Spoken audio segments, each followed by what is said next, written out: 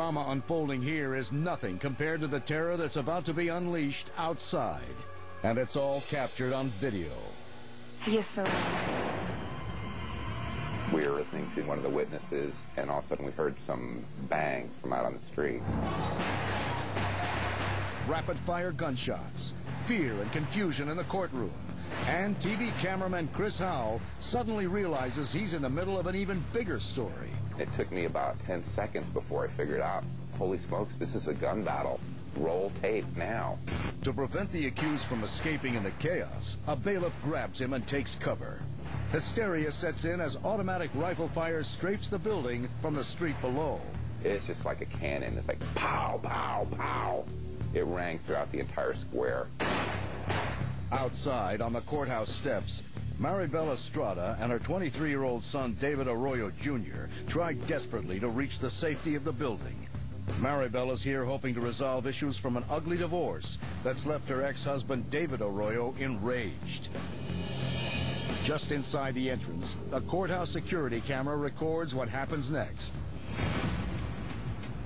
That's Arroyo, approaching on the right. Suddenly, he opens fire with an AK-47 assault rifle. Maribel and her son fall just outside the doors, cut down by bullets. Arroyo continues to shoot at anyone he sees, as several officers attempt to stop him, armed only with handguns. One by one, they come courageously forward. And one by one, David Arroyo mows them down.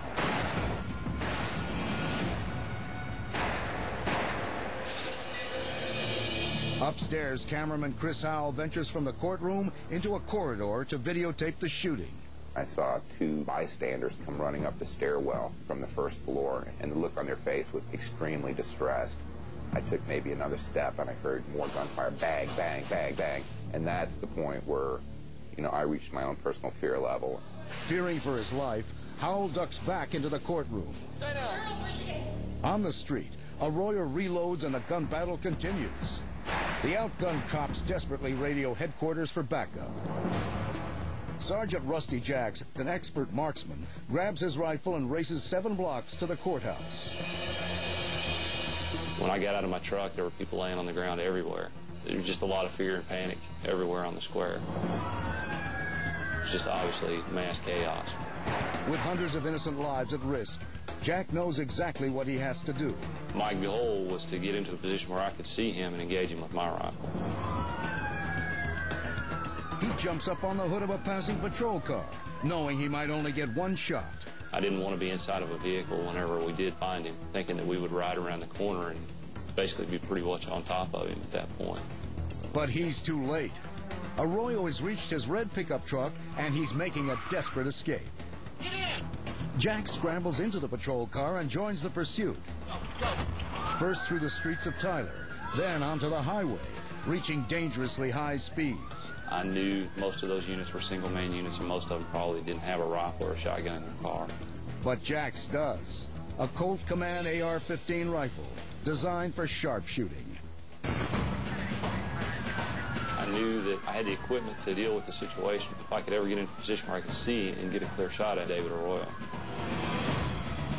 Suddenly, a patrol car driven by Deputy Sheriff John Smith speeds past and closes in on Arroyo's truck. Arroyo opens fire on Smith, who returns fire before rear-ending him.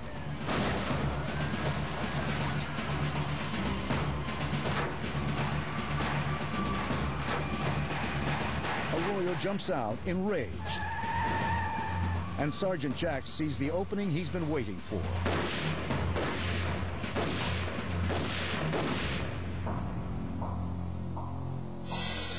David Arroyo's reign of terror is over, ended by a fatal shot to the back of the head.